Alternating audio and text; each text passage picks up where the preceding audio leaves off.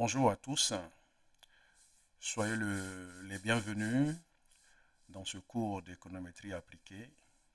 Aujourd'hui, nous allons étudier les statistiques descriptives qui sont fondamentales pour l'économétrie appliquée. C'est-à-dire que nous allons calculer, par exemple, la moyenne, le minimum, le maximum, l'écart type, etc. Donc, chargeons nos bibliothèques habituelles, librairie, Ulrich,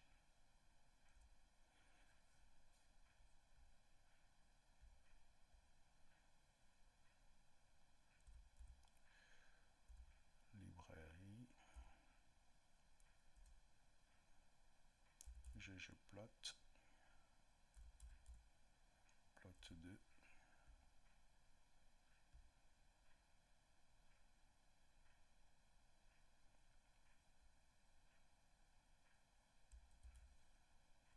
on charge le jeu de données.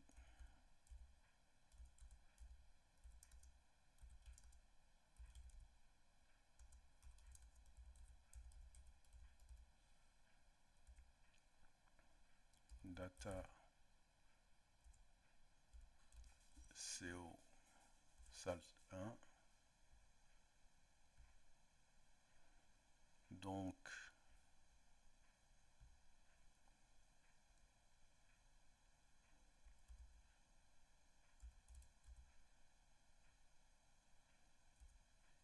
on va savoir la source. Il faut toujours faire cela. C'est très important. Voilà. Donc, c'est un jeu de données qu'on a déjà vu dans la vidéo précédente. Jeu de données qui vient de l'étude de Wildrich en 1900, le 6 mai 1991, est apparu dans un magazine qui s'appelle Business Week. Voilà. Et ce jeu de données est un tableau, donc un data frame qui contient 200, 209 observations et 12 variables. On a les salaires des PDG dans les années 90, en milliers de dollars, en pourcentage, et les ventes des entreprises en millions de dollars. Ensuite, on a les capitaux propres, la rentabilité des capitaux propres en moyenne, etc. Ensuite, on a les secteurs d'activité. On a, si c'est une entreprise qui est dans le secteur industriel, le code, la codification, elle est binaire. Donc, 1, si c'est une entreprise qui travaille dans le secteur industriel, sinon 0. 1, si c'est une entreprise qui travaille dans les finances, sinon 0.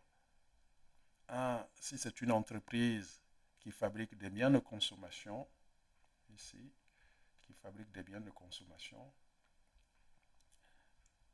Ensuite, si c'est une entreprise qui est dans le transport, public ou privé, donc codé 1 si c'est dans le transport public, sinon 0, etc.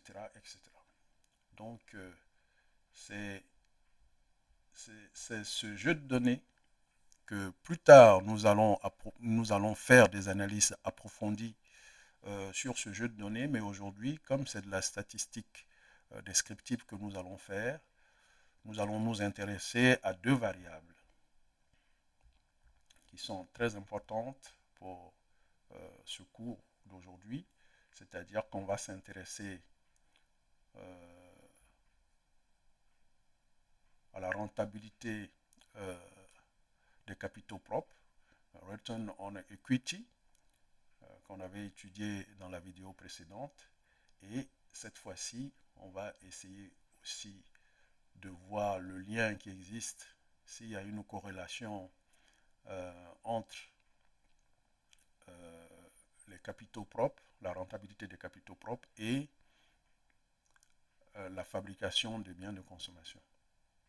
Donc, la fabrication de biens de consommation, ces deux variables-là, c'est-à-dire Consume Prod et ROE, nous allons utiliser ces deux variables. Et on va dire aussi qu'on va utiliser la variable salary.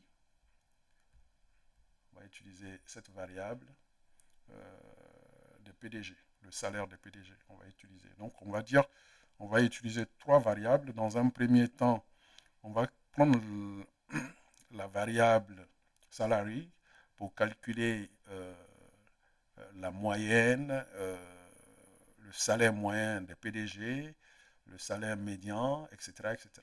Ça va nous intéresser pour faire nos calculs de statistiques descriptives. Donc, nous partons dans un premier temps sur ces calculs-là. Calcul.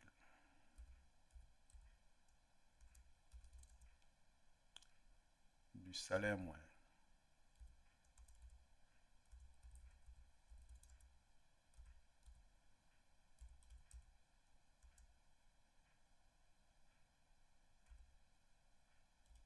D'un PDG.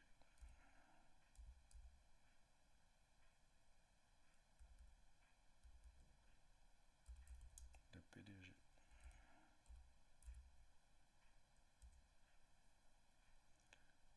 Donc, on dit min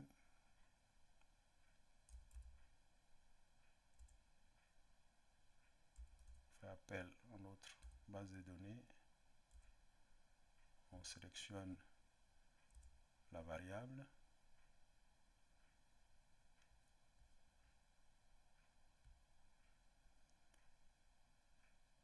Et on a le salaire moyen.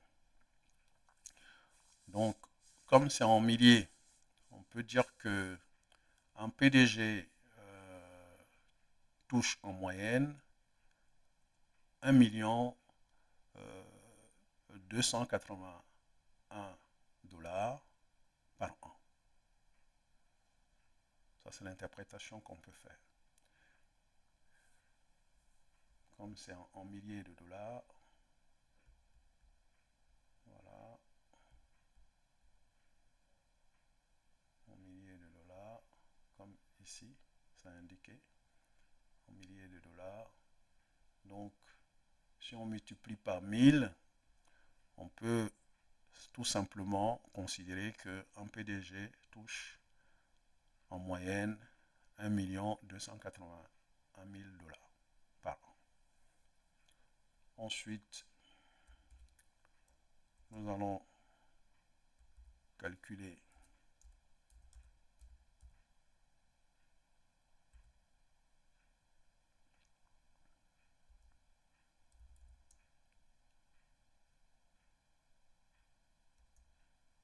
du salaire minimum.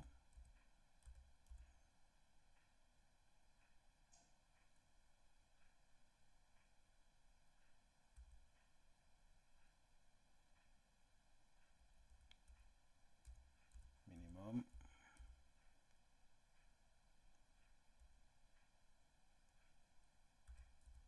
Min.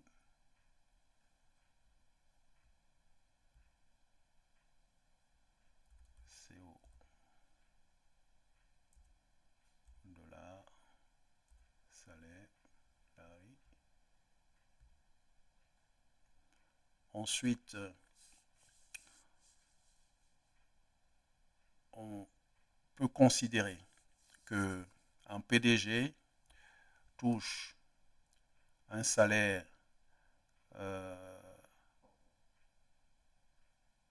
minimum de 223 000 dollars. 223 000 dollars par an, minimum, minimum. C'est le salaire minimum. On va voir, on va calculer, calcul du salaire maximum.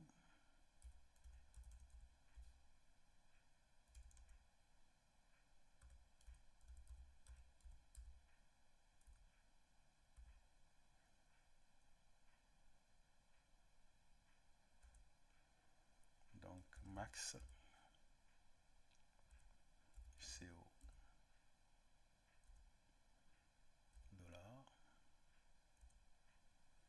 salarié. Donc on va dire que au maximum un PDG annuellement touche 14 millions 800 000 822 000 dollars par an au maximum. Au maximum, c'est ce qu'un PDG touche aux États-Unis dans les entreprises qui ont des fortes performances. Les dirigeants touchent annuellement 14 millions 822 000 dollars au maximum. Ensuite, on peut calculer calcul du salaire médian. Salaire médian.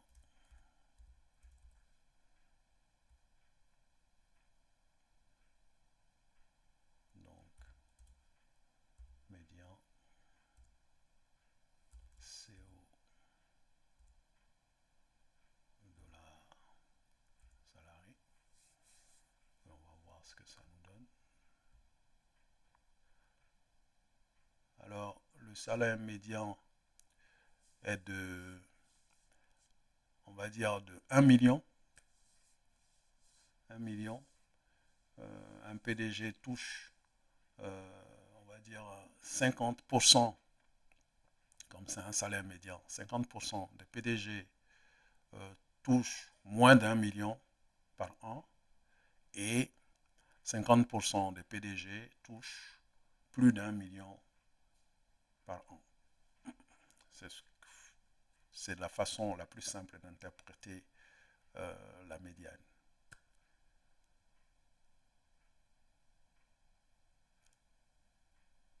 Alors, pour résumer, on a fait ces calculs-là manuellement, mais il y a une fonction qui nous permet en R, dans le langage R, de simplement calculer tout ça avec une seule fonction et interpréter. Cette fonction nous permet même de calculer les quartiles, les quantiles, etc. Et donc on va simplement l'utiliser et interpréter.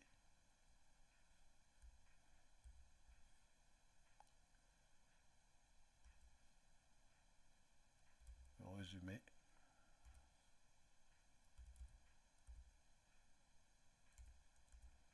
Des calculs.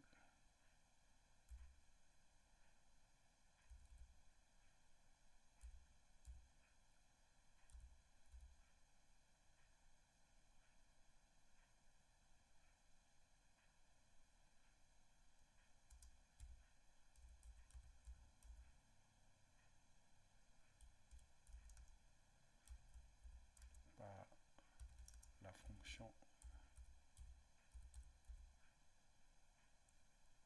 en parenthèse summary.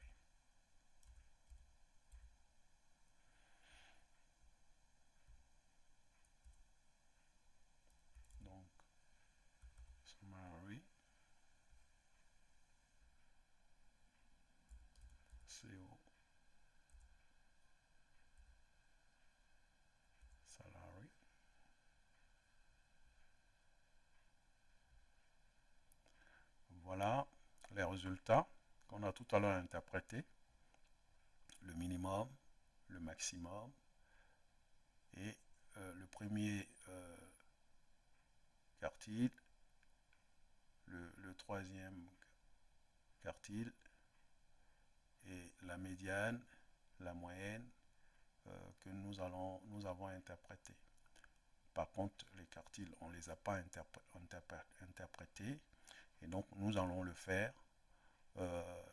Ici, nous considérons tout simplement que 25%, le premier quartile, 25% des PDG touchent en moyenne, non pas en moyenne, touchent moins de 736 000 dollars comme salaire par an. Et le troisième quartile s'interprète tout simplement de la façon suivante. On dira que 75% des PDG touchent moins de 1 400 000 dollars par an. Les autres, on les a déjà interprétés. Donc, avec cette fonction, on a rapidement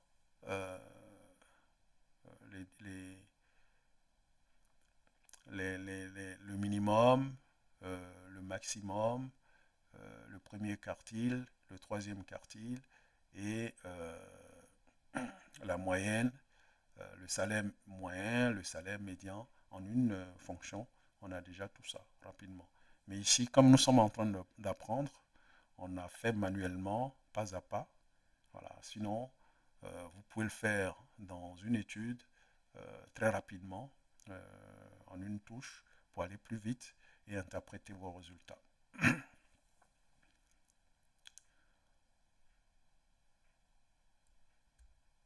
On va extraction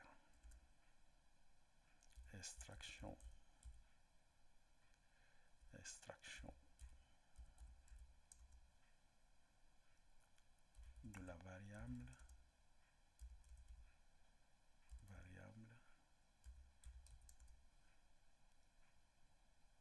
ROE. Donc on garde le même nom, ROE. Donc ça veut dire Return on Equity, la rentabilité des capitaux propres des entreprises. CO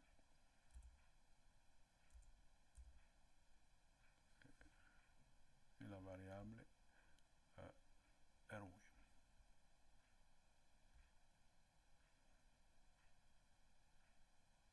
On fait cela pour tout simplement faire le même résumé qu'on vient de faire avec Summary. On va faire ce même résumé avec le diagramme à moustache. Hein. Donc, on va réaliser notre diagramme à moustache.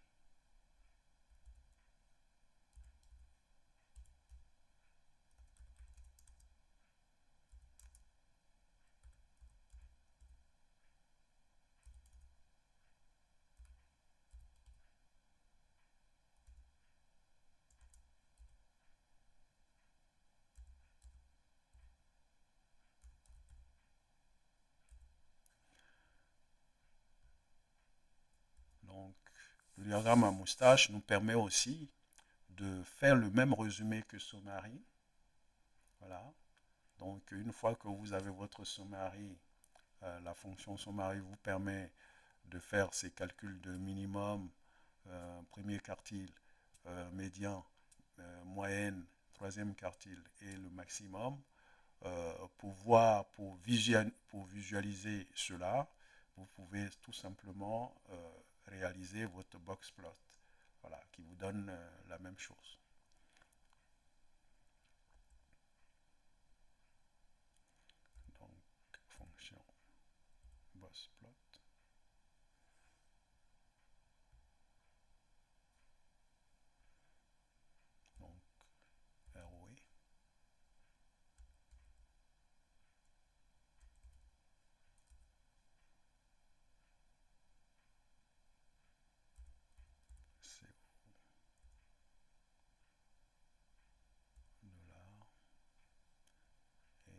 faire notre box plot.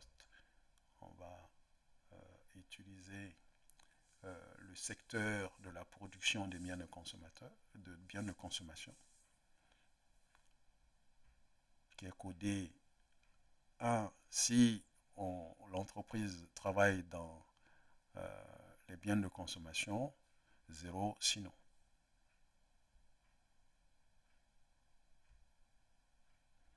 Voilà. Voilà notre schéma ici. On peut zoomer. Voilà.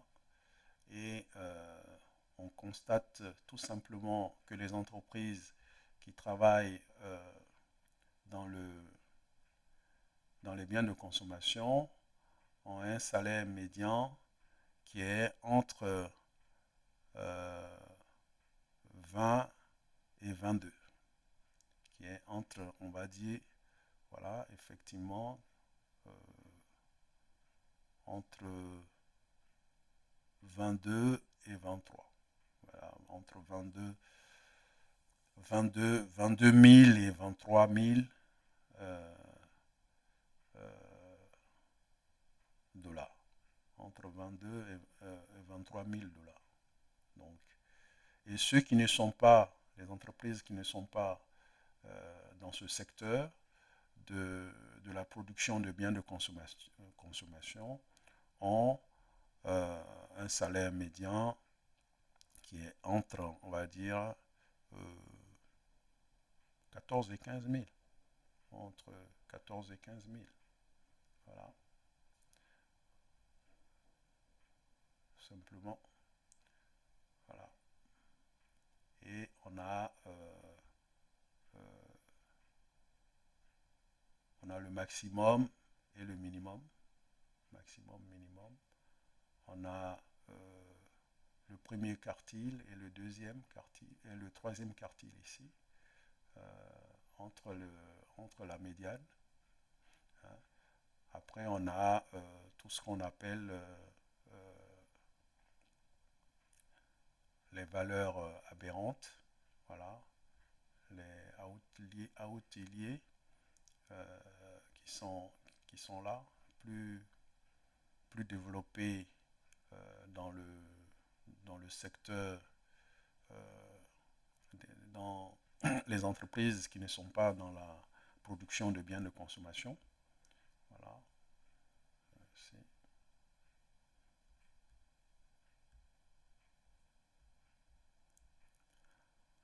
Donc, ce qu'on peut dire et ce qu'on peut remarquer, ce qui est plus important, c'est que déjà, dans nos analyses, lorsque nous constatons que le salaire moyen est supérieur au salaire médian, on constate tout simplement que si on voulait faire une visualisation, on constaterait tout simplement que notre distribution ne sera pas homogène, elle sera hétérogène et qu'elle pourra s'étendre vers la droite, tout simplement, parce que le salaire moyen est supérieur au salaire médian. Si on calcule, pour aussi vérifier cela, calculons, donc calcul.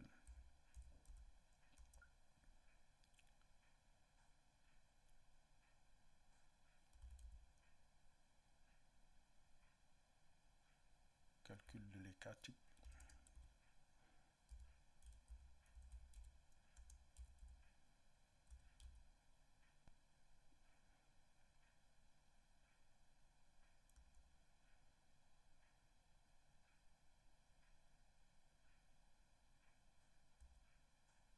Donc, on SD, écart type, CO, dollars, salarié.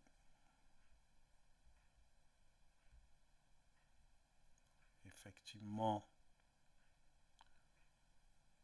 on constate que notre écart type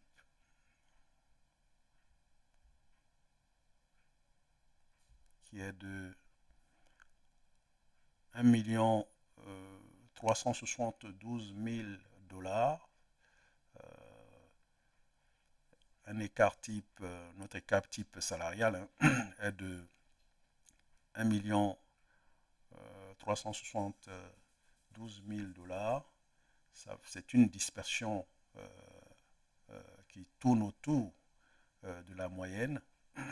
L'écart type, une dispersion qui tourne autour de la moyenne. Donc, on constate ici que notre écart type est supérieur à notre moyenne. Alors, si on veut faire une visualisation simplement, on pourra dire que notre distribution sera hétérogène, c'est-à-dire qu'on aura des moyens, des salaires hétérogènes et pas homogènes, et que la dispersion s'étendra vers la droite. La queue sera plutôt vers la droite.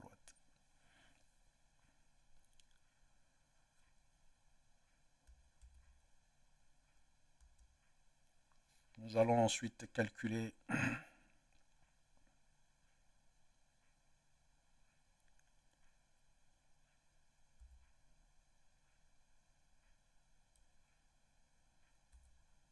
donc, on va dire estimation de la corrélation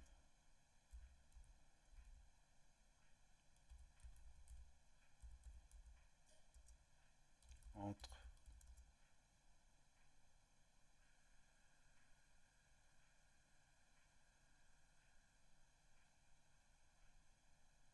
le salaire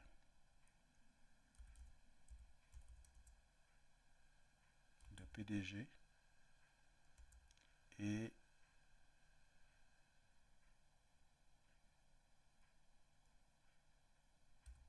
les capitaux propres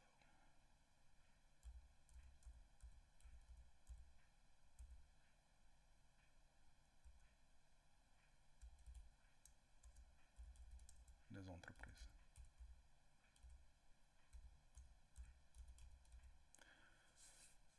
Ici, c'est pour savoir s'il y a vraiment un lien, excusez-moi, s'il y a vraiment un lien entre les capitaux propres et le salaire qu'on donne annuellement au PDG.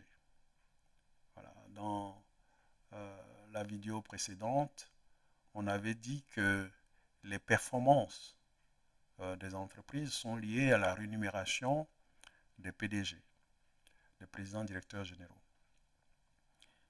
Mais on va effectivement, on avait fait des visualisations et on avait interprété sans réellement faire des calculs. Donc cette hypothèse-là, on ne l'avait pas vraiment vérifiée. Ici, on va essayer de la vérifier à partir du coefficient de corrélation, donc le coefficient de Pearson de corrélation. On va essayer de vérifier cela. Donc on écrit corps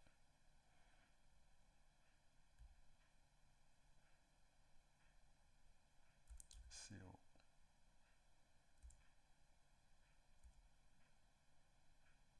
dollar salaire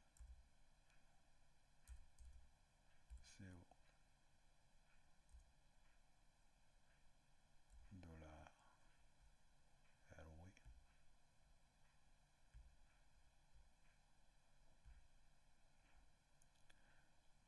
Voilà notre coefficient de Pearson, notre coefficient de corrélation.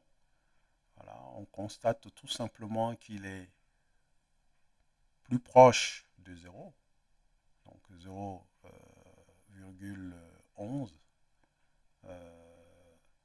Notre chance ici, c'est qu'il est positif. Donc on peut interpréter, on peut dire qu'on a eu un peu raison dans la vidéo précédente en disant qu'il y avait un lien entre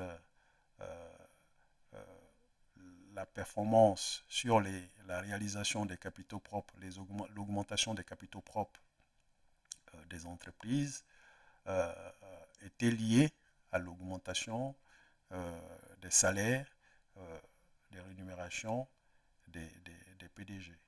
On a un tout petit peu raison ici parce que notre coefficient de corrélation est positif.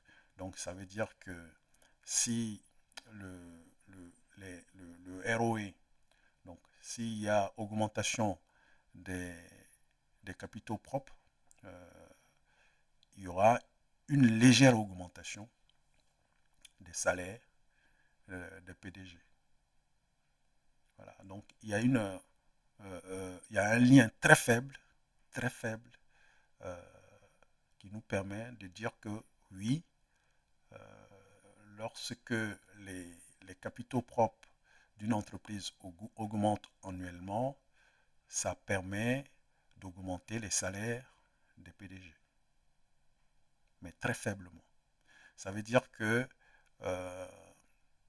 il y a d'autres variables dans ce jeu de données qui jouent à l'augmentation réelle des salaires des PDG.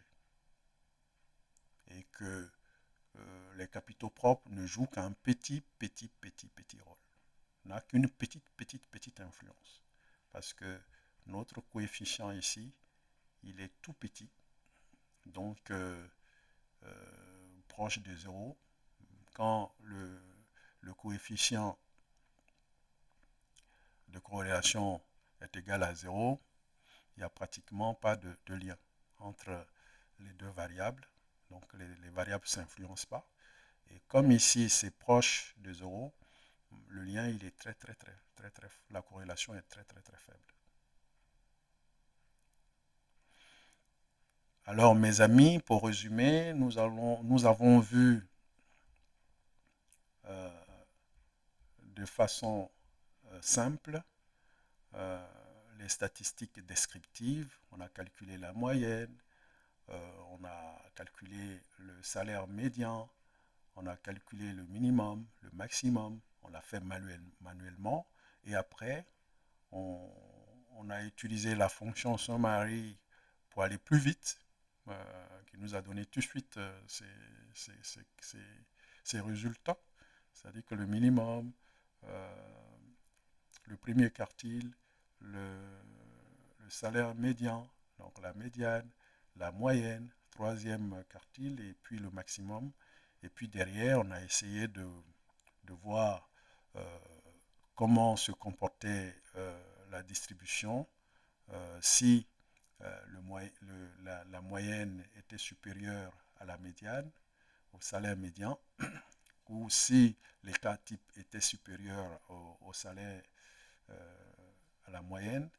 Donc, ça nous permettait d'avoir une idée sur la dispersion de notre distribution. Voilà ce qu'on pouvait aujourd'hui dire sur les statistiques descriptives.